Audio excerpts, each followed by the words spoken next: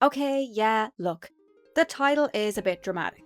But in my defense, Final Fantasy VIII facts and lore videos are a saturated market. And all the titles I wanted to use were already taken by Final Fantasy Union. So this'll have to do. In the year and a half since starting this channel, I've come across a lot of fun, interesting facts about Final Fantasy VIII that either don't fit the video I'm trying to make or just aren't enough to flesh out a video of their own.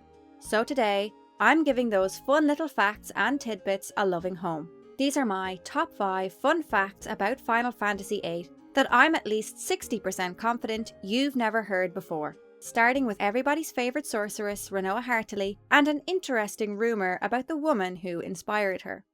Number 1. The internet hoax about Rinoa's inspiration. If you're a Final Fantasy VIII fan, and you've been on the internet for a while, you may have heard that the game's love interest, Rinoa Hartley, was based on Japanese actress and singer Takako Matsu.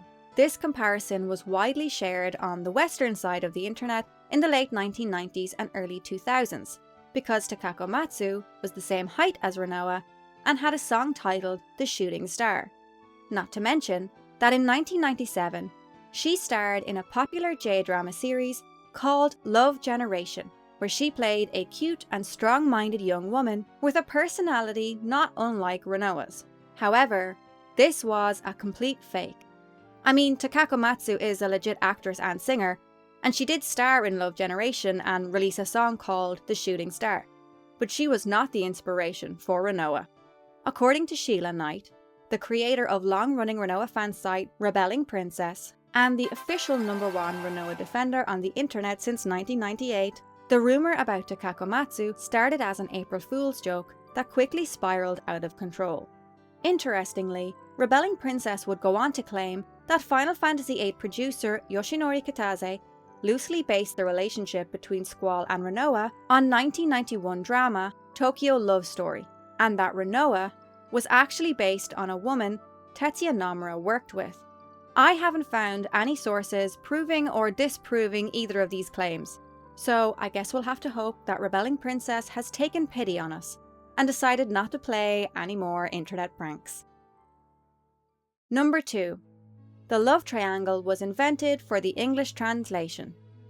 The bane of my life as the internet's second biggest Rinoa defender is watching the way grown adults speak about Rinoa Hartley.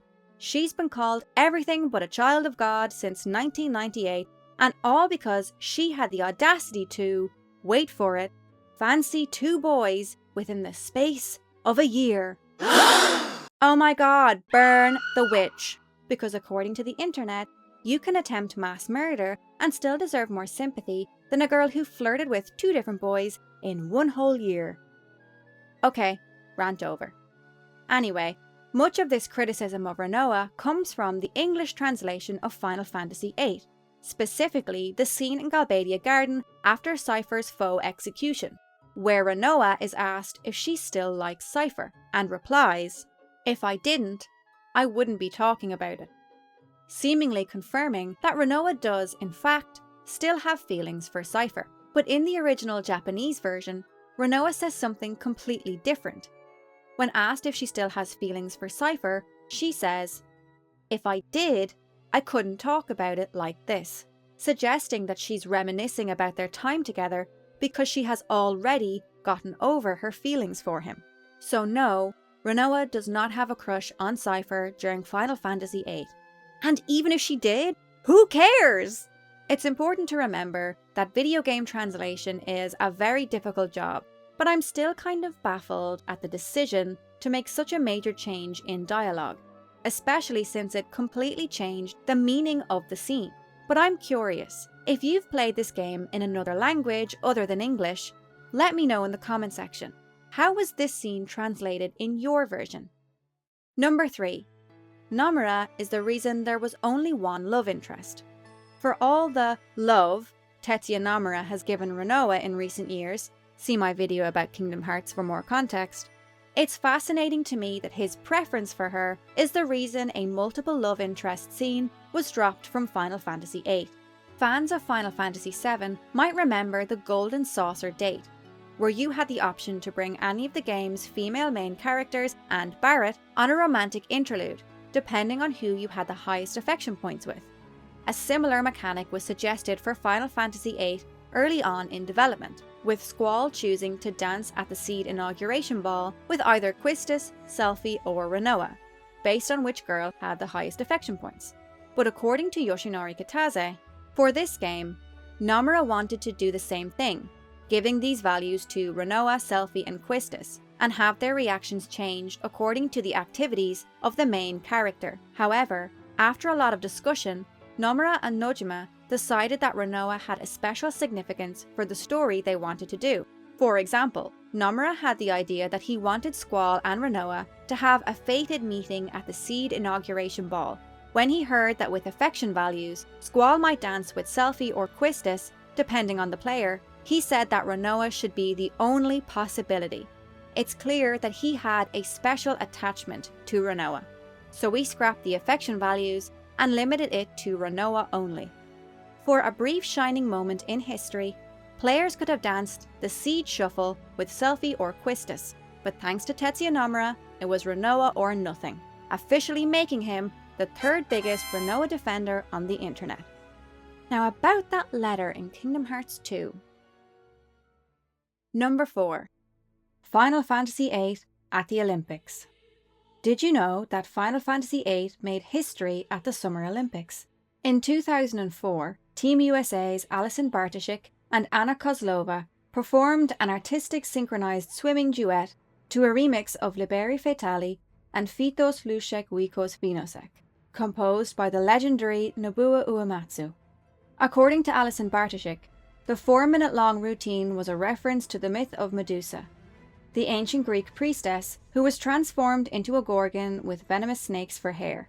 This was done to pay homage to Greece, the host country of the 2004 Olympics. It's no surprise that Fitos Lushek Wikos Vinosek, say that 5 times fast, which was the unofficial sorceress theme in Final Fantasy VIII, would be used in a routine depicting Medusa, a powerful woman transformed into a magical being without her consent by the will of a god. Personally, I think Medusa and the sorceress Ultimecia would get on like a... Well, I was gonna say house on fire, but honestly I don't want to give either of them any ideas. Not only did this routine win Anna and Alison a bronze medal for the United States, it also landed Final Fantasy VIII in the Guinness World Record book, becoming the first RPG video game to have its music used at the Olympic Games.